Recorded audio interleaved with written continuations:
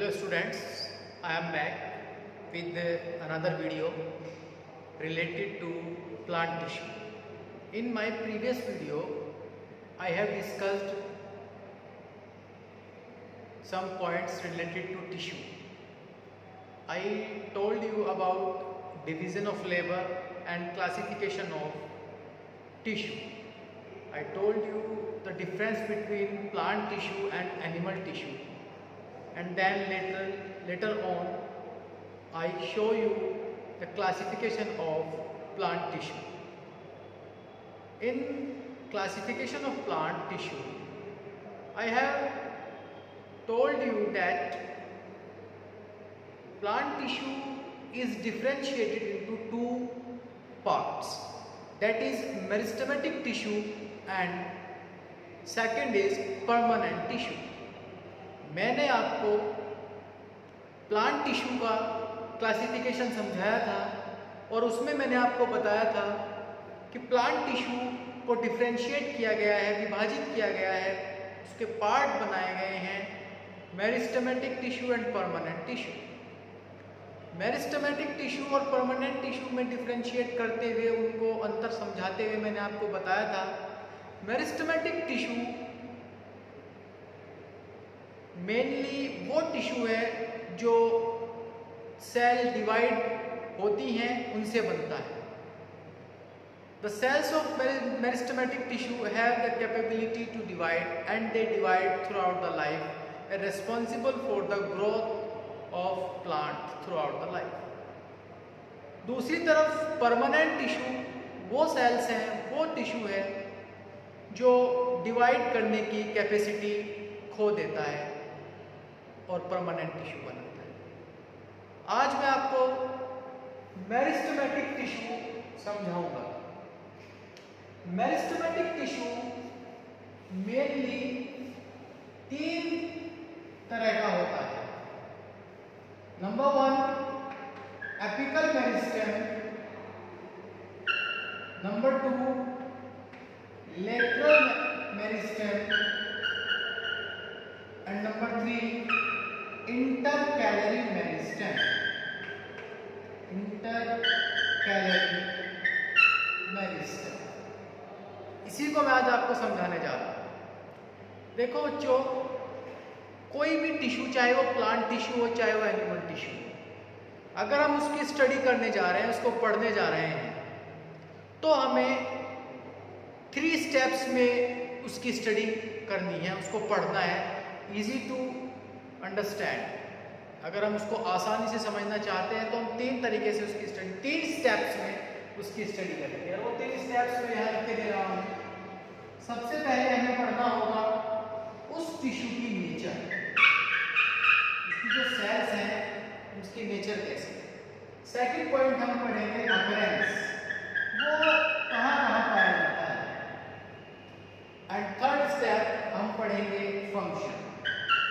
कोई भी plant tissue हो, कोई भी एनिमल टिश्यू हो, इन 3 स्टेप्स में हम उसकी स्टडी करेंगे। माय डियर स्टूडेंट्स, अगर आप नोट्स बनाने जा रहे हैं टिश्यू के, तो आपको भी इन्हीं 3 स्टेप्स में टिश्यू के नोट्स बनाने हैं। सबसे पहले आप डालेंगे नेचर, उसके बाद अकरेंस और उसके बाद फंक्शंस। नेचर कैसा है, उसका नेचर, सेल्स कैसी हैं, अकरेंस वो कहाँ कहाँ पाया जाता है, और फंक्शन उसके कार्य क्या क्या है, काम क्या क्या है, किस तरह से प्लांट या एनिमल के लिए यूजफुल है, ये पढ़ें। सबसे पहले जब नेचर की बात करते हैं, मेरिस्टेमेटिक सेल्स की नेचर कैसी होगी। मेरिस्टेमेटिक सेल्स वो सेल्स हैं which divide continuously and help in increasing the growth and girth of the plant. Increase in growth and girth, लंबाई और चौड़ाई बढ़ाने में जो हेल्पफुल है या बढ़ाती हैं, जो बढ़ाने का काम करती हैं, वो सेल्स मेरिस्टेमेटिक टिश्यू कहलाती हैं। इन सेल्स की जो कैरेक्टरिस्टिक्स हैं मैं आपको बताने जा रहा हूँ। जैसे cells of meristematic tissue are simple in structure, बड़ी सिंपल है, ये सेल्स बनाई है मैंने, बड़ी सिंपल सेल्स हैं। थिन वॉल होती है सेल्यूलोज की। मेरिस्टेमेटिक टिश्यू स्फेरिकल शेप हो सकती है, ओवल शेप हो सकती है, पॉलीगोनल शेप हो सकती है और रेक्टेंगुलर शेप हो सकती है। Depending upon the position where they occur. जहाँ भी पाई जाती हैं उनकी पोजीशन के आधार पे वो पॉलीगोनल हो सकती हैं, स्फेरिकल हो सकती हैं, रेक्टेंगुलर हो सकती हैं, ओवल शेप हो सकती हैं। सेल वॉल बड़ी थिन होती है, सेलुलोज की बनी होती है। साइटोप्लाज्म डेंस होता है, सिंगल न्यूक्लियस पाया जाता है, एक अकेला न्यूक्लियस होता है, साइटोप्लाज्म डेंस होता है और इनके बीच में इंटरसेलुलर गैप नहीं होता। सेल्स के बीच में कोई स्पेस नहीं होता। You can easily see cells are tightly adjust, tightly fit है, आपस में जुड़ी हुई है। इनके बीच में कोई सेलुलर स्पेस, सेलुलर गैप नहीं होता। ओके स्टूडेंट्स, कभी कभी कोई सेल्स ऐसी है जिसमें जगह जगह एक आधा वैक्यूल, फ्यू वैक्यूल्स, बहुत कम वैक्यूल्स पाए जाते हैं। तो this is the nature of meristematic cell. Position के आधार पर, जैसे मैंने आपको बताया, पोजीशन के आधार पर मेरिस्टेमेटिक सेल 3 जगह पाई जाती है। अक्रेंस की अगर बात करें, एपिकल, लेटरल और इंटरकैलरी, ये इनके जो नाम रखे गए हैं ये इनकी अक्रेंस के आधार पर रखे गए हैं। एपिकल का मतलब होता है शीर्ष पर, चोटी पर। ऐसे ही लेटरल और इंटरकैलरी, इनके नाम समझाए गए हैं यहाँ पर, एपिकल, लेटरल और इंटरकैलरी। यहाँ पर एक और डायग्राम बनाया गया है बच्चों, दिस वन। ये डायग्राम बनाया है LS showing shoot apex position of meristematic tissue. ये शूट अपेक्स है, हमने मान लिया किसी को देगा शूट तना, उसको हमने एलएस तैयार की है उसकी शूट की, और उस एलएस के द्वारा आपको समझाने की कोशिश की गई है अकरेंस ऑफ मेरिस्टेमेटिक टिश्यू। अब देखिए बच्चों, this is the apical meristem, चोटी पर पाई गई है। ये एपिकल मेरिस्टेम है जो चोटी पर पाया जाता है। ये लेटरल मेरिस्टेम है जो पाया जाता है तने में, और ये इंटरकैलरी मेरिस्टेम है जो पाया जाता है नोड्स और इंटरनोड्स पर।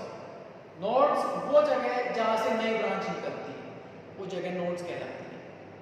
मैं दोबारा रिपीट कर रहा हूं, एपिकल मेरिस्टेम शीर्ष पर, चोटी पर पाया जाता है। लेटरल मेरिस्टेम तने में पाया जाता है।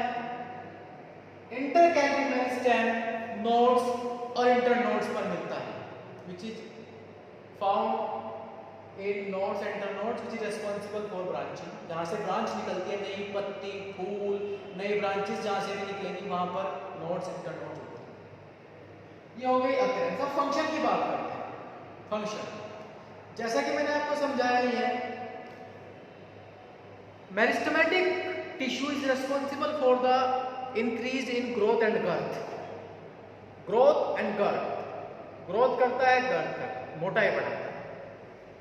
अभी जो एपिकल मेरिस्टेमेटिक टिश्यू है, ये एपिकल मेरिस्टेमेटिक टिश्यू पौधे की लॉन्गिट्यूडिनल लंबाई करता है। यहाँ पर मैंने शूट अपेक्स बनाया है। अगर मैं रूट अपेक्स बनाऊं, तो अगर मैं नीचे को बनाऊं तो ये रूट की अपेक्स हो जाएगी, और यहाँ पर एपिकल मेरिस्टेमेटिक टिश्यू होगा। अगर मैं आपको रूट की दिखाऊं, अगर मैं आपको रूट अपेक्स बना के दिखाऊं, रूट अपेक्स, तो ये रूट की भी चोटी पर पाया जाएगा एपिकल मेरिस्टेमेटिक टिश्यू, और ये शूट की भी चोटी पर पाया जाएगा apical meristematic tissue. I hope आपको समझ आ गया होगा। अब शूट जो है वो against the force of gravity grow करेगा, रूट जो है with the force of gravity grow करेगा। लेकिन ग्रोथ तो लॉन्गिट्यूडिनली हो गई ना, ग्रोथ तो ऐसे ही हो गई ना, लंबाई बढ़ रही है ना, चाहे नीचे को बढ़े लंबाई, चाहे ऊपर को बढ़े, तो लंबाई होगी। तो रूट अपेक्स और शूट अपेक्स की जो चोटी है, वहां पर एपिकल मेरिस्टेमेटिक टिश्यू पाया जाता है, जिसका काम है, जो रेस्पॉन्सिबल है लॉन्गिट्यूडिनल ग्रोथ के लिए। सेकंड है लेटरल मेरिस्टेमेटिक टिश्यू। जैसे कि मैंने आपको बताया, लेटरल मेरिस्टेमेटिक टिश्यू तने में पाया जाता है। ये तने की मैंने आपको टेस दिखाई है यहाँ पर काट के, which is responsible for the increase in girth, तने की मोटाई के लिए रेस्पॉन्सिबल है। आपने भी देखा होगा, हम पौधा लगाते हैं, छोटा सा पौधा, तना इतना होता है, छोटा सा तना होता है उसका, पतला सा। जैसे जैसे पौधे की लंबाई बढ़ती है, साथ साथ में उसकी मोटाई भी बढ़ती है। तो लंबाई के लिए एपिकल मेरिस्टेमेटिक टिश्यू रेस्पॉन्सिबल है, और मोटाई के लिए रेस्पॉन्सिबल है हमारा लेटरल मेरिस्टेमेटिक टिश्यू।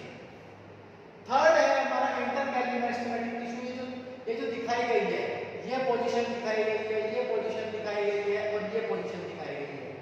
यहाँ नोड्स और इंटर नोड से ब्रांचिंग निकल रही है, ब्रांचेस निकल रही है।